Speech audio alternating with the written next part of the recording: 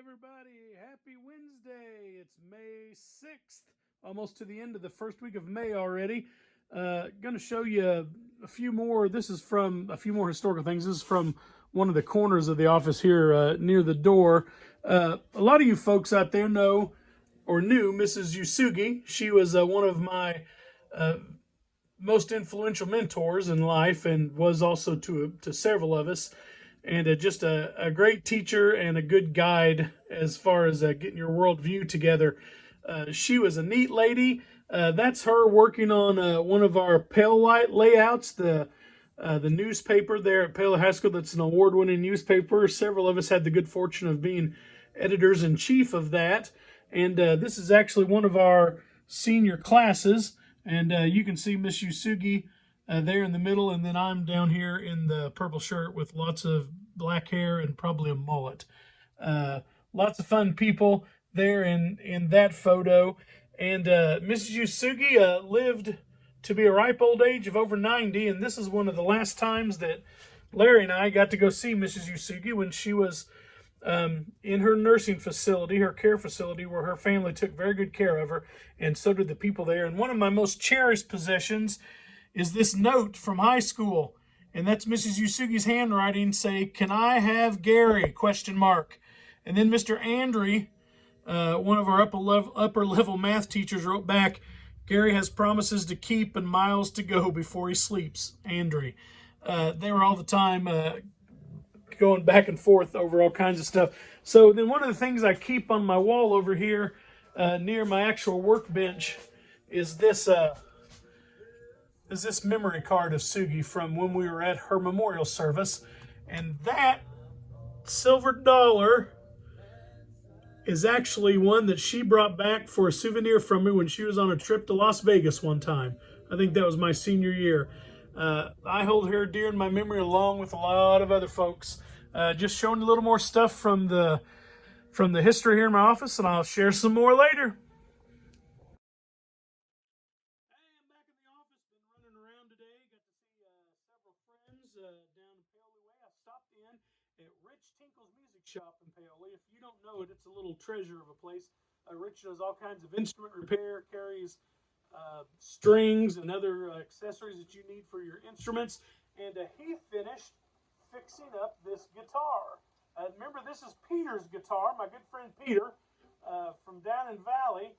He gave this guitar to me on permanent loan.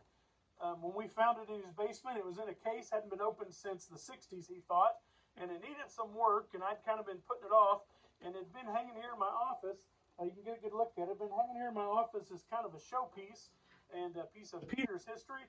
And now Rich actually put a new brace underneath the bridge, took the bridge off and lowered it down some. The action is lower on the guitar now. He added a pick guard for me, and he also put new strings on and reset the neck. So it's actually a good sounding guitar for sitting around for most of 40 years or more in a basement. So I'm going to actually play my music on it tonight. Got a new piece of Paoli history in. Picture of the Mineral Springs Hotel. I showed you pictures the other day of Larry and I and Bob and Betsy performing in that hotel down in the basement. Remember those pictures from high school? Well, that's a picture from way back, I'm guessing in the 40s and 50s of that hotel. And I got that off an auction at eBay, just a few bucks, and it's going in my history collection. And that collection is in the bathroom here in the man cave. So thought you might enjoy seeing that old picture. Just a really neat angle on that. So that's the old postcard for the day. Let's do Larry's motivational connection for Wednesday, May 6th. He quotes the famous and the unique Dolly Parton. "If you don't like the road you're walking, start paving another one." That's great advice. Larry adds this: "We could all be more like Dolly, full of optimism and humming a happy tune.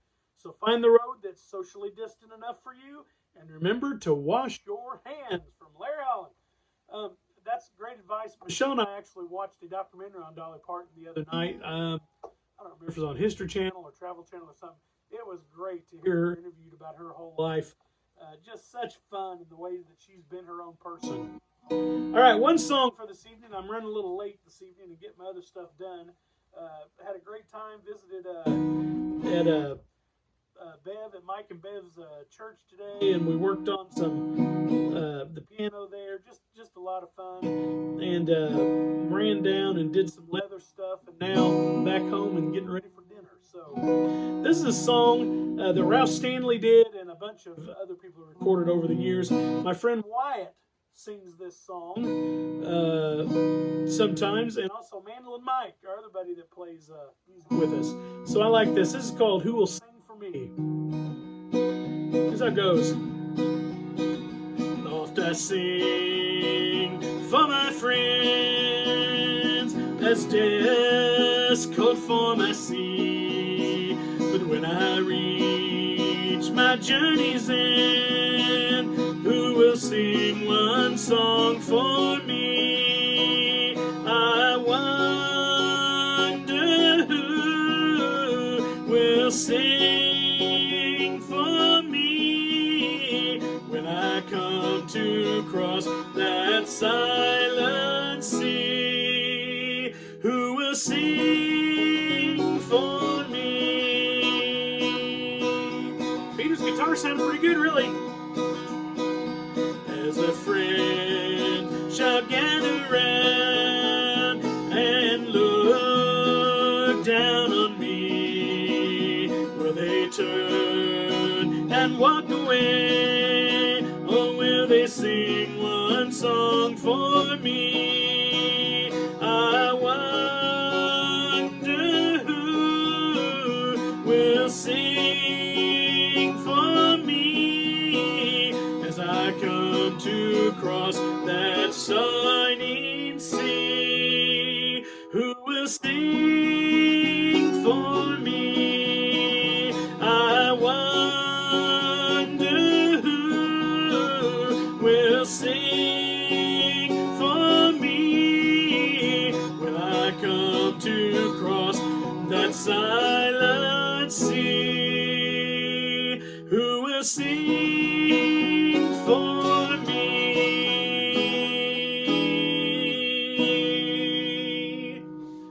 That's a neat old song. Anyway, cool. Good job, Rich, on the guitar. That's going to be added to the instruments being played around the office here. After all this is over, stop in and join me. We'll play some together. All right, have a good night.